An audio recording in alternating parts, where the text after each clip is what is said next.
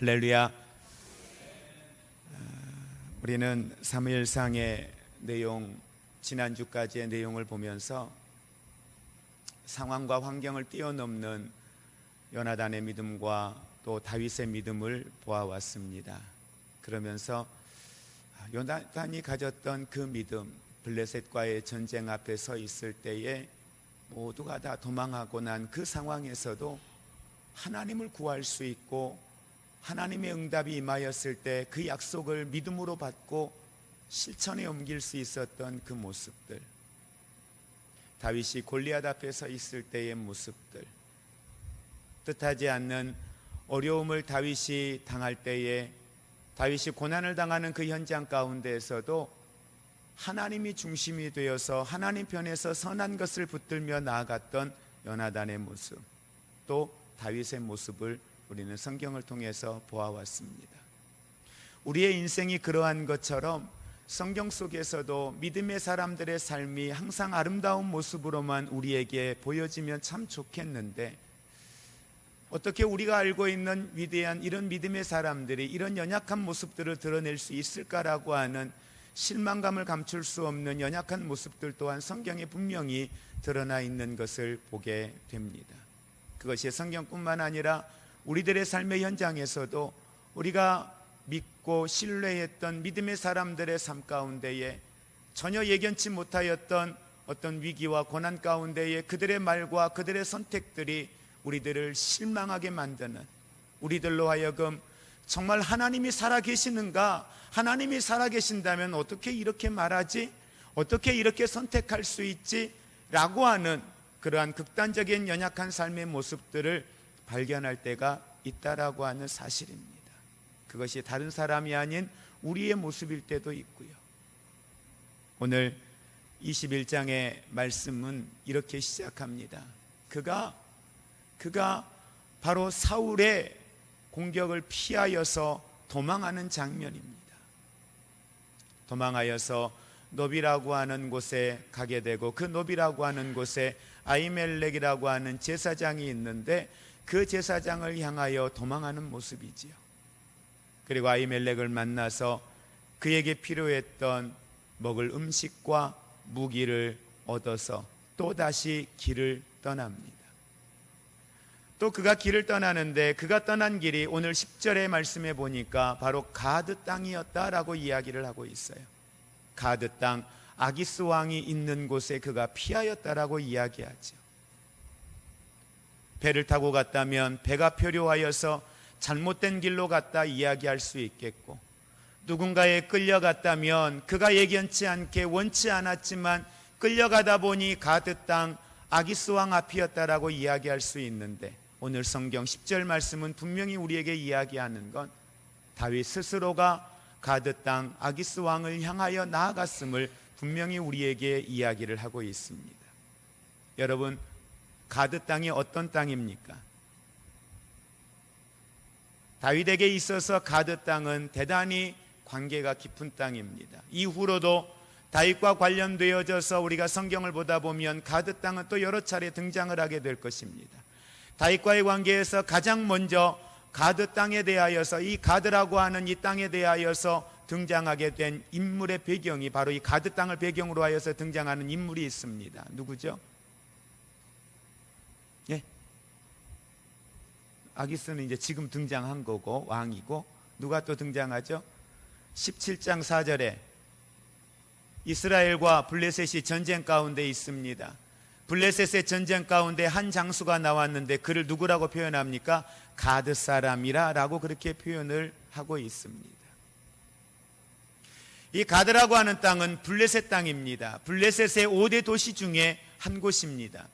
그런데 처음부터 블레셋 땅은 아니었습니다.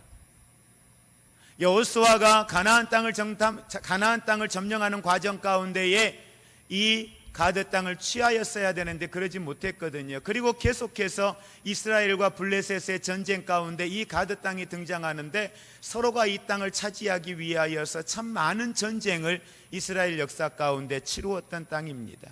그리고 유독히 이 가드 사람들은 거인들이 많이 사는 그러한 유전자를 가진 지역이었습니다.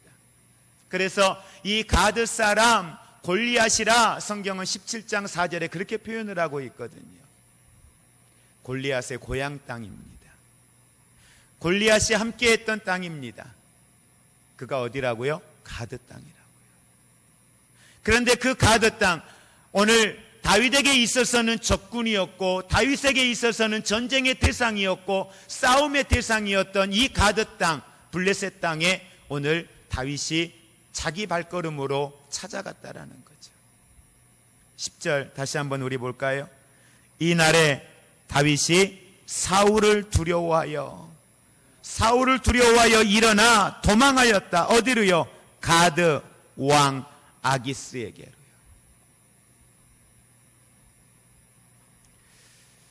다윗은 믿음의 사람입니다. 다윗은 이스라엘의 백성입니다. 하나님을 신뢰하고 하나님을 의지했던 사람입니다. 가드 땅의 왕인 아기스. 그런데 그곳에 다윗이 갔다.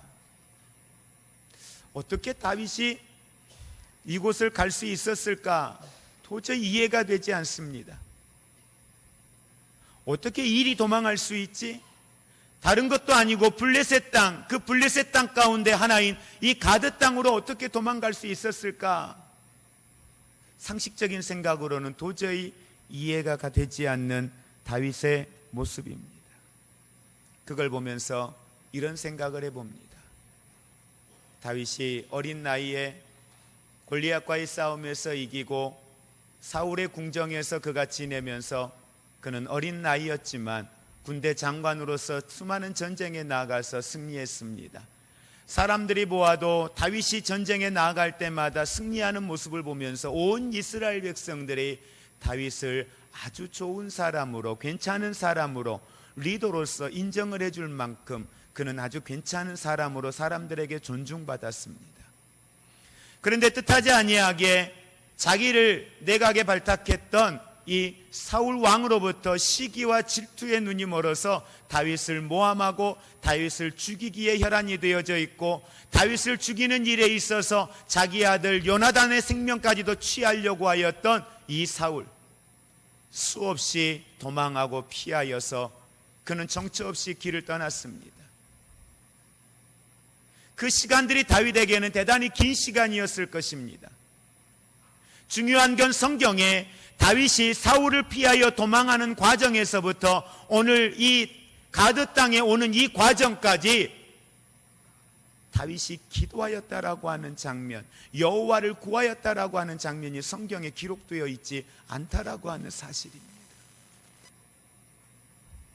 다윗 앞에 직면해 있던 이 생명의 위협의 시간들이 길어지면서 어느 순간 다윗 안에 있었던 그 영적인 영성들, 믿음의 영성들이 상황과 환경을 뛰어넘었던 다스리는 자가 되었던 그 영성이 이제는 자신 앞에 있는 삶의 위기 앞에 면역력을 잃어버린 사람처럼, 저항력을 잃어버린 사람처럼 환경의 지배를 받고 환경 앞에 좌절과 절망의 모습을 보이고 있는 다윗의 모습을 우리는 보게 됩니다. 사람도 면역력이 떨어지면 외부에서 공격해오는 작은 병균 앞에도 쉽게 건강을 잃게 되고 질병을 갖게 되는 모습을 봅니다. 믿음의 사람도 마찬가지죠. 우리들의 믿음이 하나님을 중심에 두고 살아갈 때에는 어떠한 어려움 앞에서도 당당하게 그것들을 이겨낼 수 있습니다. 두려워하지 않습니다. 믿음이 없는 사람들은 두렵고 염려요, 근심이요, 좌절이요, 절망이지만 내 안에 하나님의 영이 있고 내가 깨어 있어서 하나님의 말씀의 생명의 법이 내 안에 있을 때에는 어떤 어려움이 와도, 어떤 두려움의 대상이 내 앞에 와도 여호와께서 우리 안에 행하실 일들을 기대하면서 이겨냅니다. 그런데 오늘 다윗의 상황은 자신 앞에 있는 위기와 고난의 상황을 이겨낼 만한 믿음의 저항력이 너무도 약해져 있는 다윗의 모습을 봅니다. 그러면서 오늘 이후에 11절에서 15절까지 믿음의 저항력을 잃어버린 다윗이 보인 연약한 모습들이 성경에 기록이 되어져 있습니다. 우리 12절에 있는 말씀 같이 합독하겠습니다. 다윗이 이 말을 그의 마음에 두고 가드 왕 아기스를 심히 두려워하여. 다윗이 지금 10절에 가드 왕 아기스에게로 도망하였는데 그곳에서 11절과 11절 내용에 어떤 내용이 있었나 봐요. 그런데 그 상황 때문에, 그가 들었던 그 말 때문에 오늘 다윗이 취하고 있는 행동을 보니까 두려워하였다. 가드 왕 아기스를 심히 두려워하였다라고 이야기합니다. 심히 두려워하였다. 도대체 다윗이 무슨 말을 들었기에요? 어떤 상황에서도 두려움 없었던 그 다윗, 담대했던 그 다윗이 심히 두려운 마음에 떨고 있습니다. 우리 11절 같이 읽겠습니다. 아기스의 신하들이 아기스에게 말하되 이는 그 땅의 왕 다윗이 아니니까 무리가 춤추며 이 사람의 일을 노래하여 이르되 사울이 죽인 자는 천천히요 다윗은 만만이로다 하지 아니하였나이까 한지라. 지금 신하들이 보니까 자기들 앞에 와 있는 이 사람이 다윗이라고 하는 걸 알게 된 거죠. 그러면서 왕에게 말합니다. 왕이시여, 당신 앞에 있는 이 사람이 누구인지 압니까? 그를 누구라고 소개해요? 이스라엘의 왕이라고 소개를 합니다. 그러면서 이스라엘의 왕이라 소개를 하며 사울이 죽인 자는 천천히요 다윗이 죽인 자는 만만이라고 사람들이 춤을 추며 이야기했던 그 사람, 그가 바로 이 다윗입니다 라고 이야기하는 거죠. 쉽게 말하면 고발하는 거예요. 지금 이 말을 듣고 뭐가 노출됐어요? 자기의 신분이 노출된 거예요. 내가 누구냐가 노출된 거예요. 나의 정체성이 노출된 거예요. 가드의 상징적인 인물, 가드의 영웅이라고 말할 수 있는 골리앗을 죽였던 사람. 그러니 이제 이게 들통이 났으니 다윗은 어떻게 돼요? 다윗이 그 상황을 보고 두려워하는 거예요. 염려하는 거예요. 여러분, 우리의 삶을 한번 잘 들여다보자고요. 모든 상황 가운데에 우리가 두려움에 떨었느냐? 그러지는 않았잖아요. 어떨 때에는 내 힘으로 감당할 수 없는 상황 앞에 우리가 놓여 있었어도 우리는 그것 때문에 두려워하지 않았습니다. 염려하지 않았습니다. 근심하지 않았습니다. 오히려 그러한 위기의 상황 가운데서도 하나님의 행하실 일을 기대하면서 믿음의 말을 선포하면서 이겨냈었습니다. 그런데 어느 때는 고난의 시간들이 길어지면서 두려움 속에서 허덕이고 염려와 근심에 허덕이면서 그 상황 가운데에서 헤어나오지 못하는 우리의 모습을 볼 때가 있습니다. 여러분들의 믿음의 면역력은 어떻습니까? 그 누가 여러분을 와서 뒤흔들어 놓아도, 여러분 앞에 어떠한 위기가 직면되어져도 여러분들 그 상황을 예수 그리스도의 이름으로 이겨낼 수 있는 믿음의 면역력이 여러분들에게는 있습니까? 그러지 않는다면 다윗의 이 모습은 오늘 우리의 삶의 모습이 될 수 없음을 기억하시기를 바랍니다. 어제 다윗의 모습은 골리앗 앞에서도 당당했던 다윗이지만 고난의 시간이 길어지면서 생명의 위협을 느끼는 시간들이 길어지면서 좌절과 절망의 시간들이 연속되어지면서 다윗이 오늘 요나단 앞에 고백했던 것처럼 사망의 길이 내 앞에서 한 걸음밖에 되지 않는다라고 하는 죽음의 위기를 느끼고 있는 이 현장 앞에 다윗은 두려웠습니다. 그 두려움에 휩싸여 있는 다윗의 모습을 우리는 성경을 통해서 봅니다. 사람들은 이런 모습을 보면서 이야기합니다. 기도하면 되지. 기도하면 돼. 우울증을 가지고 있는 사람들에게, 공황장애를 가지고 있는 사람들에게 용기를 주는 건 좋지요. 그런데 뭘 걱정이야? 하면 돼. 기도하면 되는데, 이겨낼 수 있는데, 이겨낼 수 있지요. 기도하면 이겨낼 수 있지요. 긍정적인 생각을 가지고 나아가면 이겨낼 수 있지요. 그런데 그 이겨낼 수 있는, 기도할 수 있는 그 마음조차, 그 믿음조차 내 안에 소진되어져 있다는 거죠. 이게 다윗의 모습이에요. 기도해야 된다는 걸 왜 모르겠습니까? 그런데 기도할 에너지가 없는데요. 기도로 이겨내고 저항할 만한 그 에너지, 그 믿음의 에너지가 내게 없는데요. 어떻게 이겨냅니까? 그러다 보니 다윗은 13절 말씀 같이 합독합니다. 그들 앞에서 그의 행동을 변하여 미친 채하고 대문짝에 그적거리며 침을 수염에 흘리매. 지금 뭐하고 있어요? 그들 앞에 행동을 어떻게 했다? 변하여. 지금 바꾼 거예요. 행동을 거짓말한 거예요. 가짜 행동을 하고 있는 거예요. 뭐라고 하고 있어요? 미친 척하고 있는 거예요. 미친 사람이 아니라 미친 척을 하고 있는 거예요. 성경은 그걸 거짓된 행동이다라고 오늘 본문은 그렇게 원어를 이야기하고 있어요. 행동을 바꾸어서 거짓된 행동을 하면서 라고 이야기하는 거죠. 사람이 궁지에 몰리니까요, 그 궁지에서 헤어나오기 위하여서 사람들이 가장 많이 하는 행동을 오늘 다윗이 하고 있습니다. 어떻게 하고 있어요? 살기 위해서 거짓된 행동을 하고 있어요. 속이는 행동을 하고 있어요. 그런데 다윗은 이것만 한 게 아닙니다. 제사장 아히멜렉 앞에서도 2절 말씀에 보면 거짓말하고 있어요. 왜 당신 혼자입니까? 라고 아히멜렉이 1절에 물으니까 2절 말씀에 다윗이 뭐라고 이야기합니까? 왕으로부터 특수임무를 띠고 지금 왔다라고 이야기하는 거예요. 나와 함께하는 소년들은 지금 숨어 있고 때가 되면 만날 것이라고 이야기합니다. 제사장인 아히멜렉 앞에, 여호와의 종인 아히멜렉 앞에 오늘 다윗이 거짓말하고 있는 거죠. 거짓된 말과 거짓된 행동을 오늘 다윗이 보이고 있다라고 하는 사실입니다.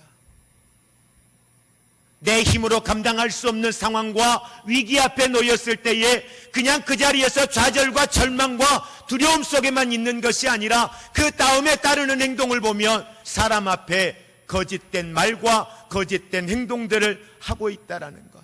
이것이 믿음의 면역력을 잃어버린 사람들, 내 안에 성령의 은혜가 없고 하나님의 말씀의 법을 잃어버린 사람들이 취하는 연약한 삶의 모습들이라고 하는 사실입니다. 이것이 여호와를 구하여야 할 다윗이 여호와를 구하지 못하였을 때, 믿음의 저항력을 잃어버렸을 때 보이는 다윗의 모습이었습니다. 그런데 여러분, 이 다윗의 마음에 거짓을 가져다주고 거짓된 말을 하고 거짓된 행동을 하는 그 근원이 어디인가를 성경은 분명히 우리에게 이야기합니다. 요한복음 8장 44절에 보면 너희는 너희 아비 마귀에게서 났으니 너희 아비의 욕심을 너희도 행하고자 하느니라. 저는 처음부터 살인자요 진리가 그 속에 없으므로 진리에 서지 못하고 거짓을 말할 때마다 제 것으로 말하나니 이는 저가 거짓말장이요 거짓의 아비가 되었음이니라. 거짓의 아비가 누굽니까? 사탄, 마귀라고 성경은 이야기합니다.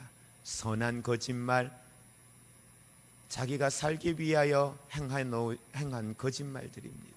그런데 사람들은요, 오늘 다윗이 이렇게 침을 흘리며 미치광이처럼 사람들 앞에 그가 거짓된 행동을 하면서 나중에 결국은 살아나지요.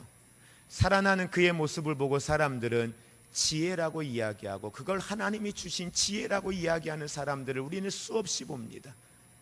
간증을 하면서 하나님이 내 안에 임재하시는 하나님의 영광을 이야기하면서 거짓된 말과 행동을 해놓고 거짓된 것으로 취하여 놓고 이것이 하나님의 영광이었고 하나님의 지혜였다라고 사람들은 이야기합니다. 그걸 하나님의 축복이었다라고 이야기합니다. 잠언 21장 6절에 자신을 위해 파멸과 죽음의 무덤을 파는 것이라. 무엇요? 거짓말요. 거짓말은 자신을 위한 파멸이라고, 죽음의 무덤을 파는 것이라고 성경은 분명히 말합니다. 속이는 말로 재물을 모으는 것, 죽음을 구하는 것, 여러분, 그것들은 잠깐 있다 사라지는 안개처럼 우리의 삶의 현장에서 사라질 수밖에 없는 헛된 허상임을 분명히 기억하시기를 주의 이름으로 축복을 드립니다.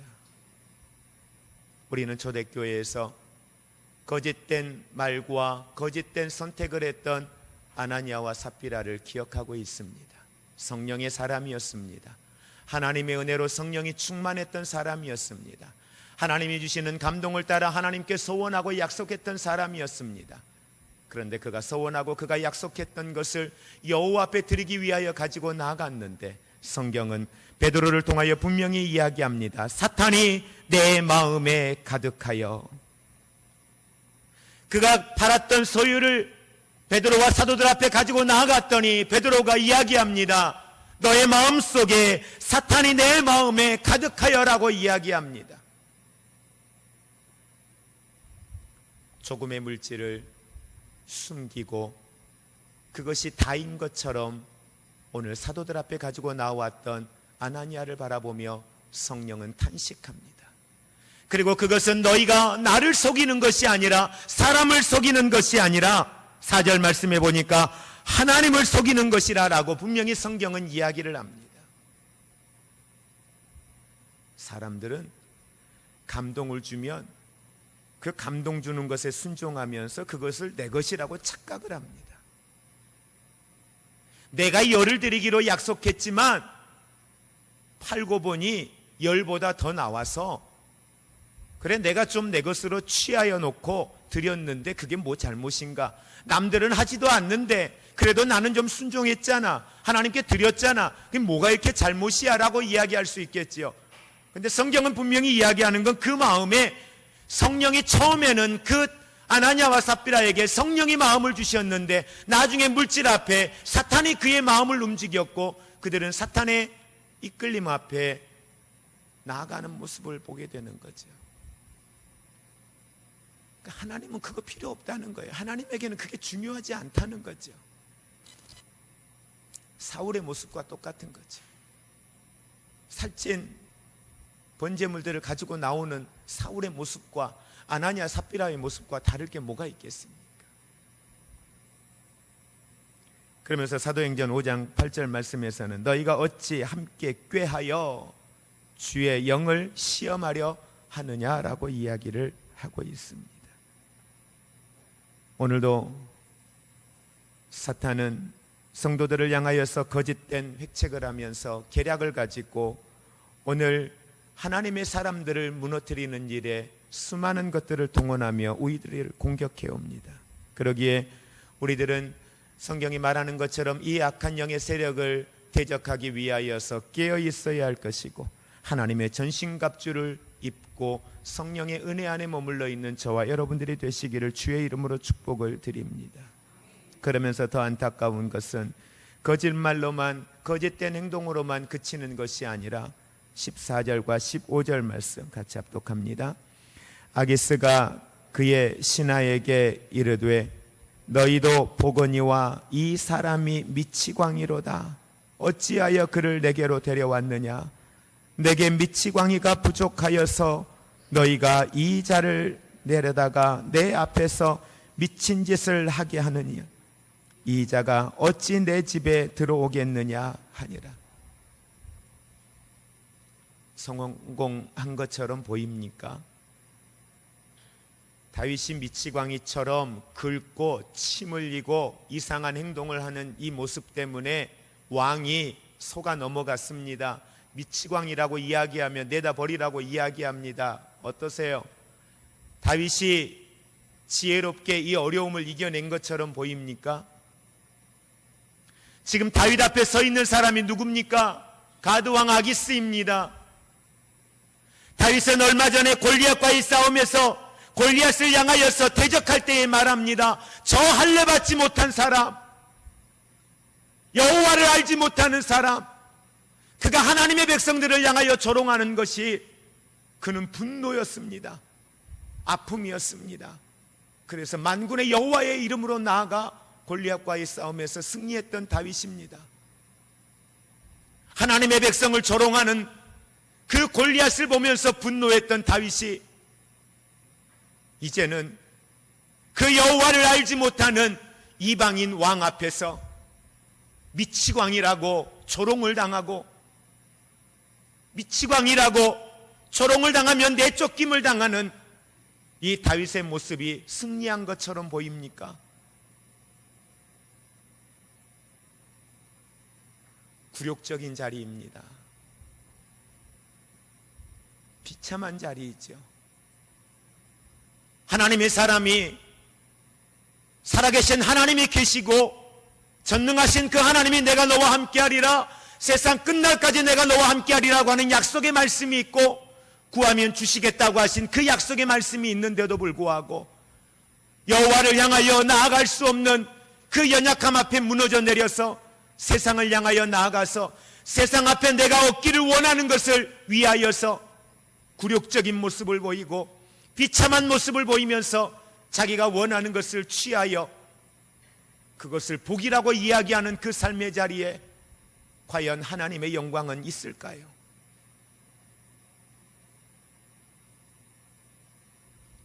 다윗의 이 모습을 보면서 여러분, 이것이 굴욕적인 모습으로 우리 마음에 느껴지지 않는다면 우리는 다시 한번 내가 누구인가에 대한 나의 정체성, 살아계신 하나님이 내 안에 계시는데 하나님의 사람이 믿지 않는 사람 앞에 세상의 것을 취하기 위하여 굴욕을 당하는 그 모습을 아무렇지 않게 여긴다면 내가 누구인가에 대한 내 정체성에 대해서 우리는 다시 한번 돌아보아야 할 것입니다.